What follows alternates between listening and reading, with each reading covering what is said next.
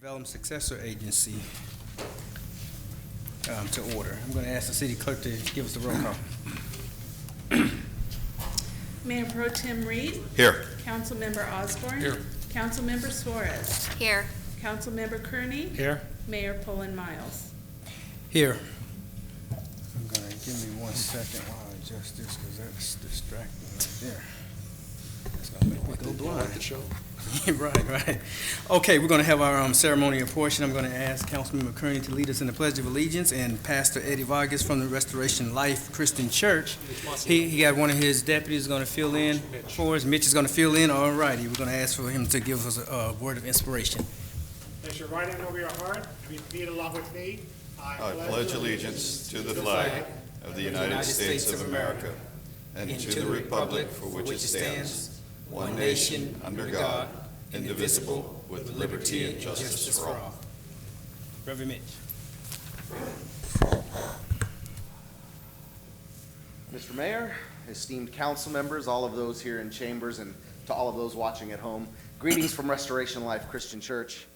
Let's lift up tonight's proceedings. Father, we're just so grateful for all of our elected and non-elected officials, Lord God. We pray that they would continue to strive in wisdom and discernment as they govern and serve the people of this, our fair city.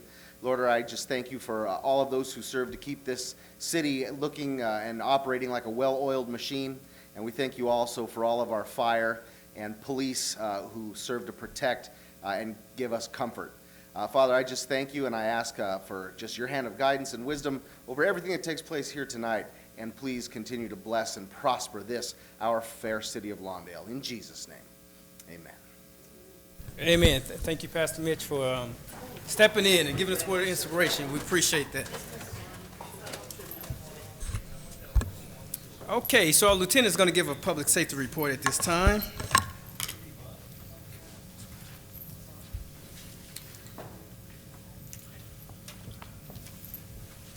Good evening, Mr. Mayor and members of the City Council. I am here tonight to present the Public Safety Report for December 18th, 2017 through January 15th, 2018.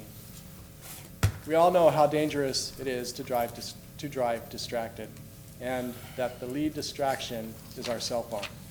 We typically think of this as a teenage issue. In a recent survey sponsored by AT&T, 98% of adults stated they knew that texting or emailing while driving was unsafe. Yet 49% of adults admitted to doing just that. This compared to 43% of teens in the same survey. Here are some additional statistics that underscore the danger of texting and driving. 1 in 4 motor crashes involve a cell phone. 40% of teens say they have been a passenger in a car whose driver used a cell phone in a way that put them in danger. In 2013, there were 341,000 crashes that involved texting. Although more current statistics are not out, cell phone usage increases significantly every year, and it is anticipated that the number of crashes involving texting will also increase. Using a cell phone while driving increases the risk of a crash by 4 times. 5 seconds is the average amount of time drivers take their eyes off of the road to send a text message. Parents need to lead by example and never be distracted. Protect lives by never texting or talking on the cell phone while driving, hands-free accepted. Be a good passenger and speak out if the driver in your car is distracted. Encourage friends and family to drive phone-free. This concludes my report, and I would be happy to entertain any questions you may have. Is there any questions of the lieutenant's report? Public safety I have none. report. Okay. Thank you. Anyone else? Thank you, Lieutenant, for that public safety report and those safety tips. We're going to move our agenda along tonight. We're going to do now, we're at item D, oral communications.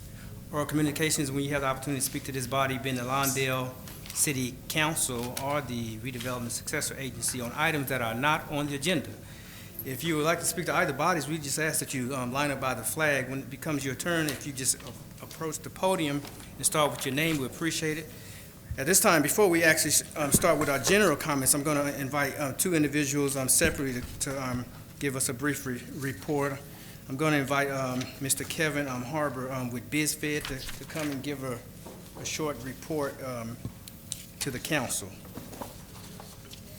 And then it's going to follow by Nancy Wilcott. She'll come out, yes. Well, let's let Mr. Harper go, and then we'll get Nancy. Is that?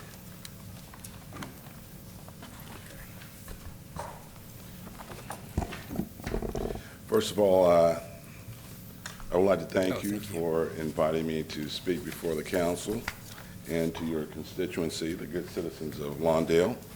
My name is Kevin Harper. I'm the Director of Business Development for Los Angeles County Business Federation, better known as BizFed.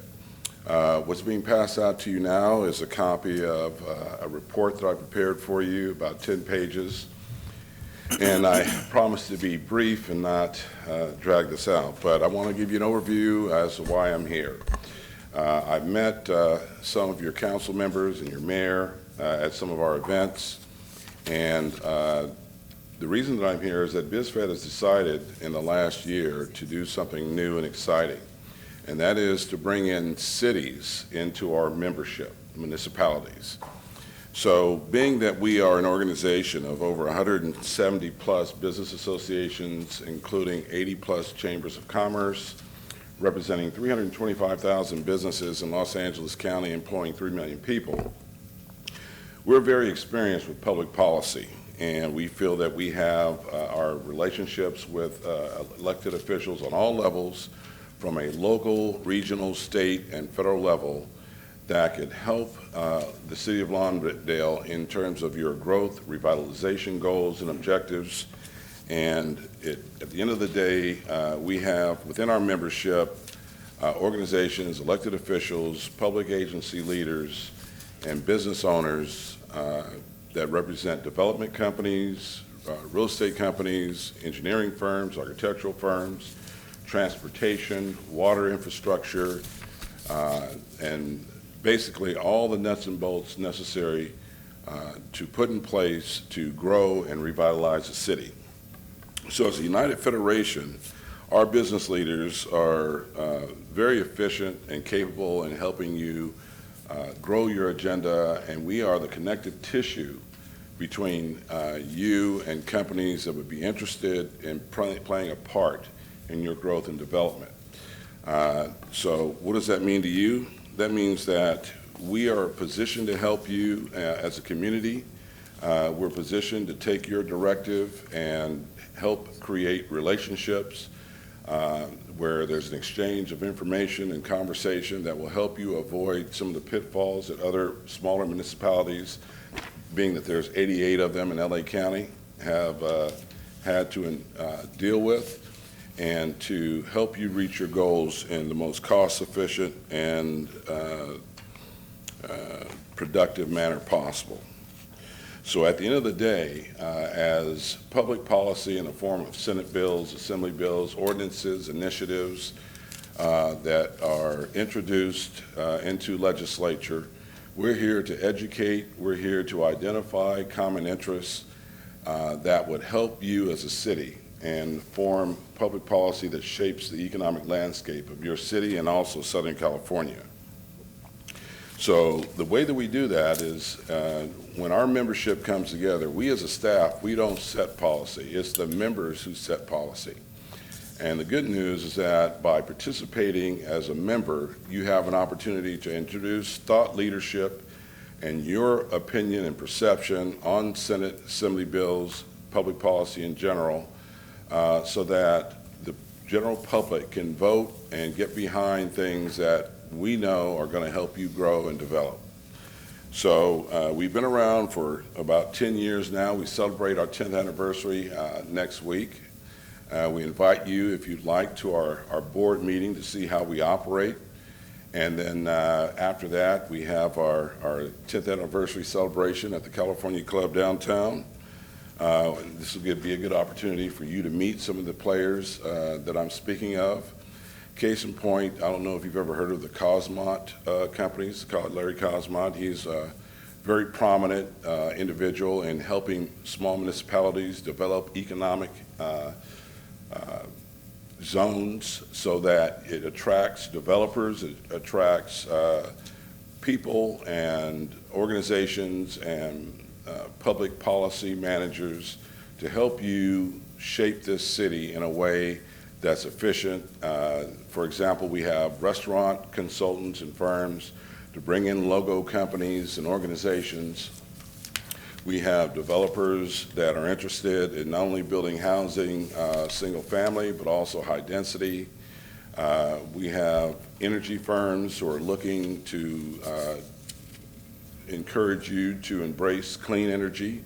We have water infrastructure engineers and companies that are committed to water resiliency in terms of stormwater capture, recycling water, and at the end of the day, even though that we're in a quote-unquote semi-arid environment, it's very important for us to have some integrity, because whenever there's new building, there has to be new water. We also work hand in hand with companies like SoCal Gas, LADWP, Edison. They're all members of our organization, so that when things like the gas moratorium, which is a moratorium on any business that wants to establish itself, we are here to educate and bring you to the table with these companies so that you have a chance to collaborate and create a win-win situation, an opportunity for you not to have these issues. Yeah. That's time. Go ahead and wrap it up for us. Give us your pitch. We're ready. Today, if you come on board, there's one board seat, there are 5 advocacy seats. Okay. I'm going to hand out this information. I'm also going to send it to, since I've got Mayor Pro Tem Reed's and yours, I'm going to give you electronic copies. I also, I'm going to give you our advisory advocacy committee agenda so that you guys can look over it and see what it looks like. And that's pretty much it. I thank you for allowing me to have the time. Thank you. The rest of the information is in the handout. And again, look forward to following up. And if you have any questions, please don't hesitate to send me an email. Thank you. Okay, thank you, sir. Okay, let's have a presentation from the Homeless Service Authority. I'm not sure if it's Nancy or not. You're not Nancy, right? Right, it's still not Nancy. You told me your name earlier. Okay. My name is Megan. Megan, there you go. I work for the Los Angeles Homeless Services Authority, and we put on the homeless count every year. And I want to just first start with thanking the city of Lawndale. You were able to offer your beautiful community center as a space to have the homeless count last year, and that was really incredible to have. I also know a number of you participated in the homeless count, and we're really happy to have your participation. The sheriff helped out. It was really a wonderful community effort, and we're happy to have your participation again this year, and just know how much it means to have your investment in the homeless count. And just to take a step back, essentially the homeless count is how we understand what homelessness looks like in the Los Angeles area. It allows us to get a better sense of what our numbers are, and it's really important in order for us to figure out how to best direct policy and how to best direct funding. So it's a really important event, and again, we just thank the city of Lawndale for being so involved in it. And I'm actually here to essentially make an announcement that this is happening next Wednesday, January 24th, and we are still looking for volunteers. We'd certainly invite all of you to participate, as well as the audience members. And for volunteers, it's a really easy way to participate. All of the training is done at the site itself, so you don't need to be an expert in homelessness in order to get involved. Nobody ever counts alone. We definitely really consider safety and make sure that everyone feels comfortable with counting. And I did bring flyers as well, but it will be next Wednesday, again, January 24th from 8 to 11 at the community center. Once again, all of the information is on this flyer, and like I said, we'd really love to get more volunteers for this effort. It's incredibly important, and it's a very easy, simple way that folks can get involved in the issue of homelessness and helping us find solutions for the issue of homelessness. So that's all I have, and thank you. Okay, thank you. Yeah, Thank you for that report. We may provide some comments after everyone had the opportunity to speak. Cool. Thank you. Yes, sir. That would be you.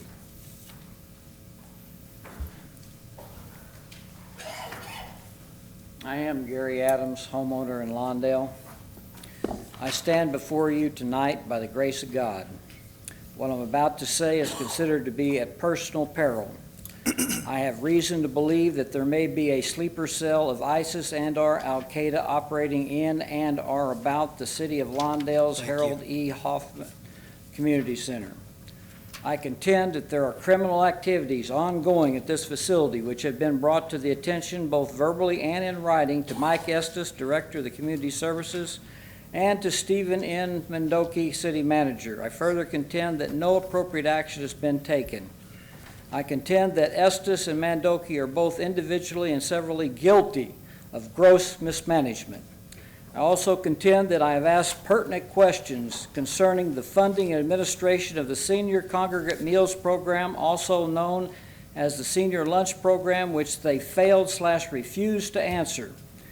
It is my understanding that there may be up to hundreds of dollars collected in cash each week at the lunch program which are not properly accounted for and are audited. I hereby request that there be an independent investigation into these matters. An internal investigation is considered inadequate due to possible cover-up and malfeasance and/or other corruption. I believe 30 days is considered adequate time for a decision on my request. No response by then is considered a denial, and I will proceed as I think appropriate. One other item on the agenda, item F3, indicates that the city's agreed to hand out almost $1.5 million. I would like a delineation of what claims and demands are being paid and in what amounts. Thank you. Thank you, sir.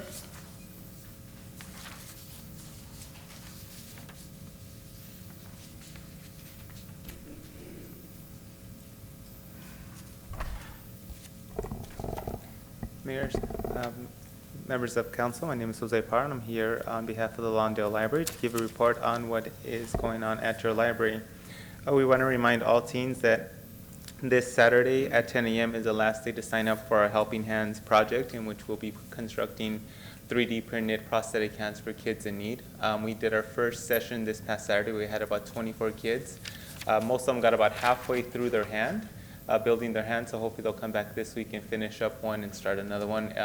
All the teens that I've talked to have said that it was a very rewarding experience, and they're hoping to drag their friends along, as they put it, so they could also take part in this great program. On next Thursday, the 25th, we'll be having Popotillo art for adults. It's a great Mexican folk art, very relaxing. On the 31st of January at 3:30, we'll be having our Bubble Mania program for kids. And I'm happy to announce that the Lawndale Library will be becoming a veteran resource center. We'll be having a small collection of books for veterans, as well as tables and programs for veterans to come and gather resources. This is a volunteer-based program, so we're all looking to volunteers to staff the tables throughout the week. So if you know of anybody who's willing to give a little of their time to help out our veterans, have them come to the library and speak to me. And that concludes my report. Thank you. Thank you, Mr. Librarian. Yes, ma'am. Pam London, 171st. I have asked City Council to address motorhomes on private property. I know and understand that motorhomes are no longer allowed to park on city streets beyond the 2-hour limit without a permit, so I do not need further confirmation on that. City Code 17.72.090, front setback restrictions, C6. The parking space must be utilized for operable passenger vehicles only and may not be used for the storage of or parking of inoperable vehicles or trailers, boats, recreational vehicles, and similar items. So I'm asking the City Council to see to it that residents are not parking their RVs, boats, trailers, etc. in the front yard setback, that they either be moved to the backyard or, better yet, a storage facility. There are 2 RVs parked down the street from me in the driveways. To my knowledge, they have not been moved since long before Christmas. I do not know if anyone lives in them, but they sure look like crap. Of course, this is not the only property using their designated parking for RVs and boats and helping to contribute to the parking problem and the ugliness of this city. Moving on. At any given time, code enforcement will tell you that they have hundreds of open cases. Funny how some of these cases go on and on for years with no one addressing a thing. When homes sell, there is a resident property report requirement. This report has an $80 fee. The city inspects the parking, checks for garage conversions, and does a general visual inspection. If there are violations, a code case is opened. The seller must present the findings to the buyer. If the sale is to move forward, the buyer must sign acknowledging the violation, and that paper is then turned into the city, I believe, to Sean's department. Why is it that the city seems to fall on its own sword and never follow up to make sure that the buyer has addressed the violations so that the code case can be closed? If the buyer has not done the work, that code enforcement should be after them as hot and heavy as they have been with others. There seems to be a pick and choose who situation, and that should stop immediately. A little fairness could go a long way with residents, and if they saw that others were being treated the same, there might not be as much animosity. By the way, what year did City Council vote to make code enforcement reactive instead of proactive? My understanding is we used to have 4 people doing the job that our overworked 2 people are now doing. I want to remind you that the rental property inspection program would address many of the city's ills and give code enforcement a great hand up in correcting the blight. Thank you. Okay, it seems like that's going to do it for the oral communication, so we'll bring it up to the dais for any comments, if any. Let's start with the council member of Peck. I just want to thank everybody that spoke tonight, and Kevin and Megan, thank you for the updates for BizFed and the homeless count. And Jose, I will be over tomorrow to see you about the vets help. And with that, I'll pass it on to my colleague to my right. Councilwoman Suarez. Thank you. I just wanted to thank everybody that came up and spoke. Thank you very much. It's nice of you to take your time out to come here. It's very important. And to Mr. Harbour, there was a few pieces of information. I was wondering if you said you had it digitally. Maybe we can all get copies of those, just so we can read through a little more of the information. Megan, I will be there. I participated last year along with our Mayor Pullen Miles. We actually grouped together. So I encourage everyone, if you have the opportunity and time to do it, please go. I'll pass it along to my colleague. Thank you. Councilmember Osborne. Thank you.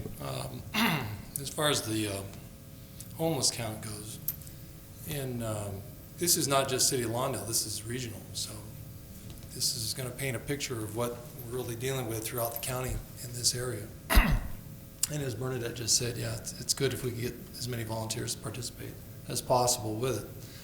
And I was going to offer City Manager, your name was mentioned in one of the reports. Is there anything you want to add or say? Or if not, so be it as well. I think it's probably best not to. It involves a matter that occurred at the community center, an exchange between Mr. Adams and some participants, and a letter he received that he does not like. And I don't know about the ISIS and Al-Qaeda cells that are operating out of there, but I don't know what else to say at this moment. Thought I'd give you the opportunity. All right, thanks. All right. Mayor Pro Tem Reed. There we go. All right. Yeah, so we'll leave that particular piece, and we'll have a little conversation with the lieutenant if you would get some information from Mr. Adams in regards to that cell he's referring to. Yeah, let me see. I think we've pretty much covered the bulk. I'm going to myself read up a little bit on 17.72 to see what it is that you've got in regards to that, just so that I can refresh my memory. It's been a while since I've gone through that one in particular. As for the inspection program, I think we've reported on that a couple of times. So I'm going to leave it from there. But thank you, everyone, for speaking. And I will do my best. I haven't checked my schedule for the 24th, but I'd like to make that homeless count as well, Megan. Thank you, Mr. Mayor Pro Tem.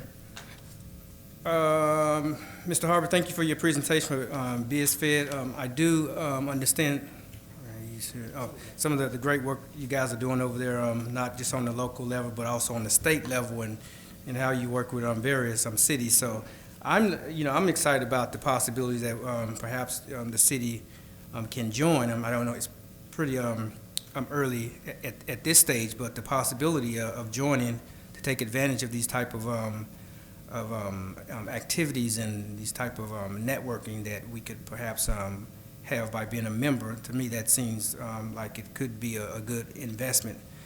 Totally something to look forward to. So we'll talk to our city manager a little bit more about that to see what level of involvement perhaps the city, if it's the interest of this body to do so, can be involved in. But I want to thank you for that report.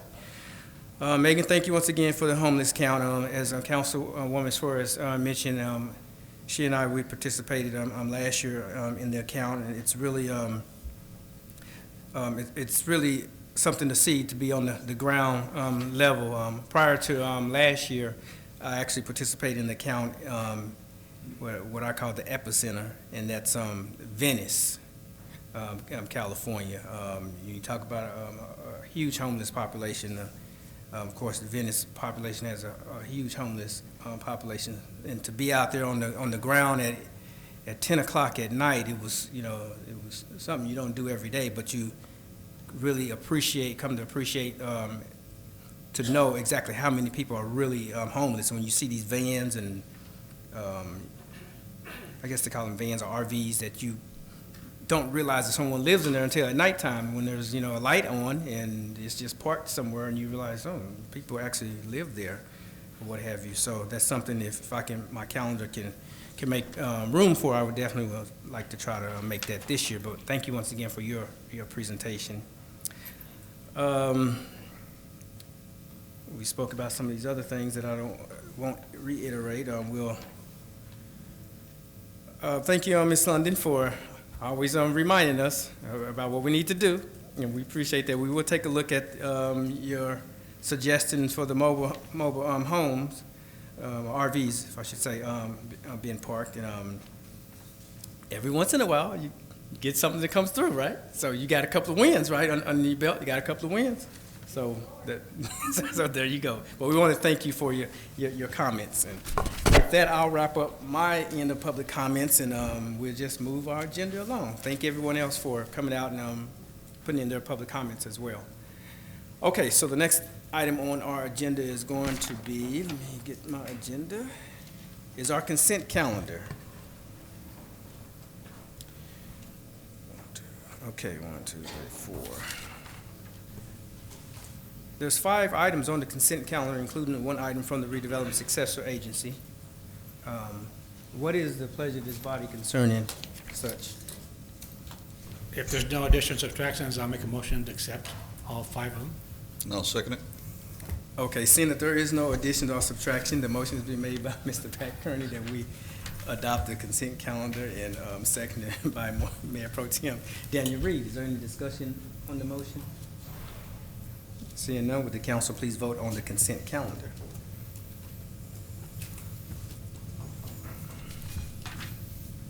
Motion approved unanimously. Thank you, Madam City Clerk. The next item on the agenda is items from council members. This is where you have the opportunity to report. Did I skip number 5? That was on the consent calendar. Correct? Consent calendar, yes, that's part of the consent calendar. So we are on item G, number 6, some items from the council members. Anything you'd like to share, Councilman?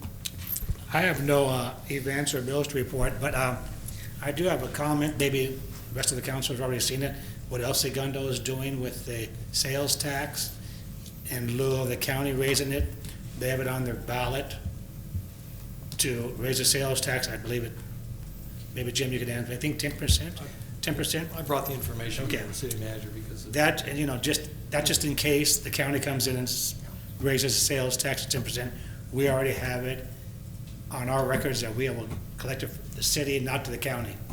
Yeah, you're correct. It was a preemptive Yeah. action that El Segundo had taken. In other words, to protect their city and their tax dollars in case the county wanted to come along and do another tax increase.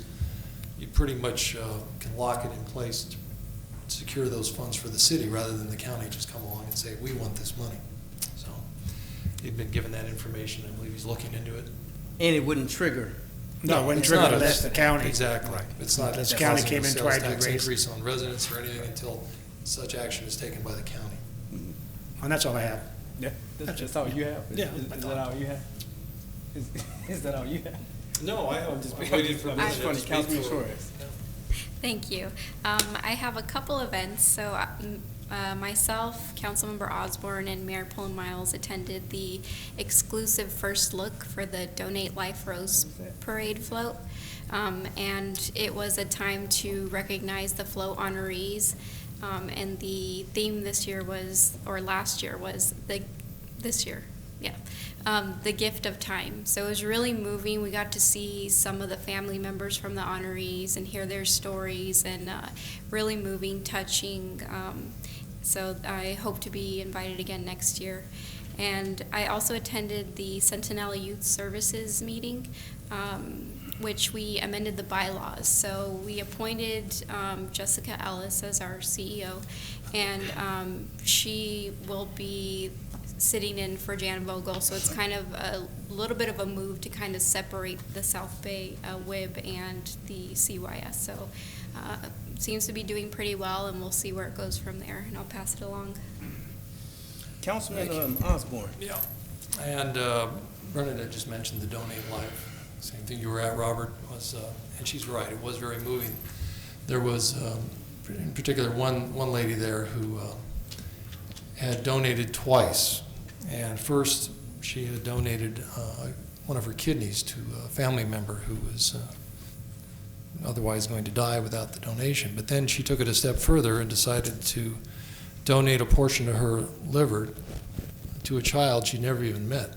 It was quite moving, and the child was there in attendance for the function that day. So, good group of people. They've been here before in years past at the council proceedings. I'm sure they'll be here again, maybe in another couple of meetings or so.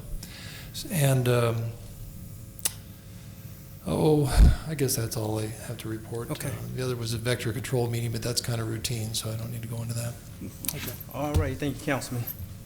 Mr. Mayor Pro Tem, Daniel Okay. Reed. No, the new year's here.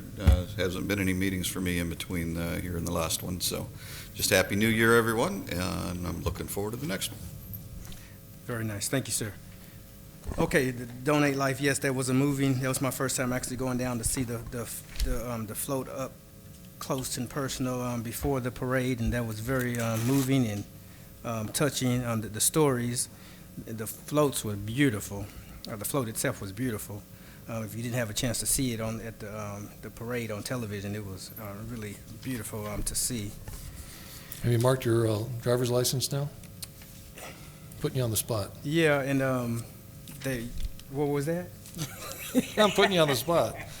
That's what Donate Life's about, in case those who don't know. Yeah, just in case Put it on people your don't know, driver's Donate for license. Life is Little pink dot that means you're a donor. Yeah, and I noticed you didn't have a pink dot. Oh, yes, I on do. yours. Yes, I do.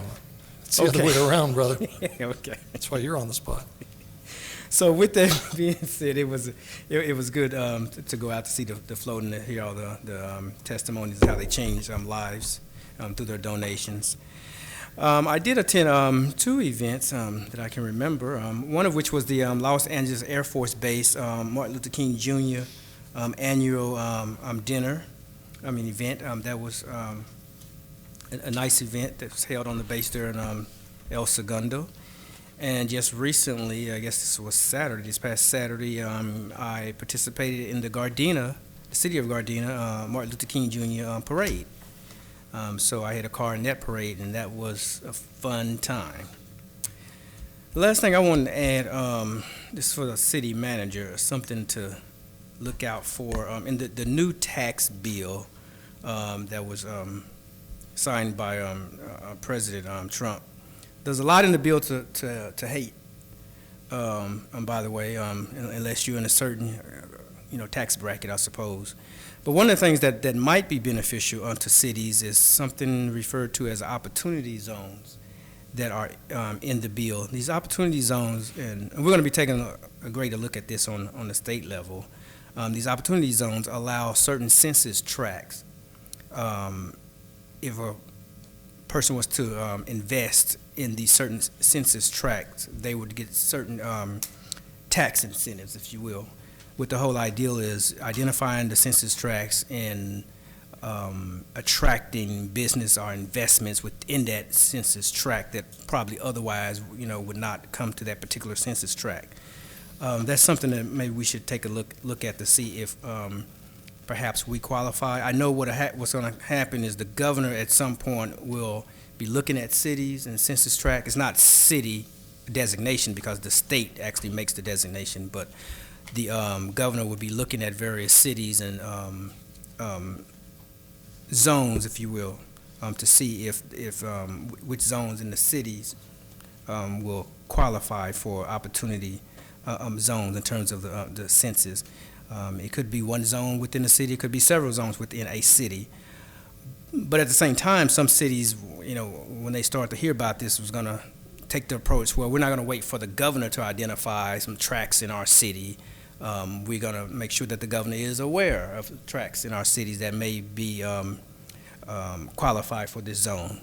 So they're taking a proactive, approach rather than waiting for the governor to, say, hey, this city has X amount of zones that could qualify for it, and so I'm going to designate them as opportunity zones. So that's something we might want to take a look at. We might be getting a call from someone in the federal government to see if our city want to be an opportunity zone, not necessarily a city, but tracts within the city, opportunity zone. So that's something to take a look at. Okay, so with that, I'll end my public comments, comments from the council, and we will continue with our agenda. We're now on item H, number 7, 8, and 9, and these are some closed sessions. We actually have 3 closed sessions, and I'm going to ask the city attorney to give us the provision for which we would go into closed session under. The City Council will meet in closed session on 3 items, as the mayor said. The first is for labor negotiations regarding the union, the central management team, and the city manager. The second item is significant exposure to litigation in one case related to the BKK Class 1 landfill. And the second is whether to initiate litigation in one case against the city of Redondo Beach relating to the proposed expansion of the South Bay Galleria Mall. Thank you. Okay. Thank you for that report. At this time, we will go into closed session, and we will stand in recess.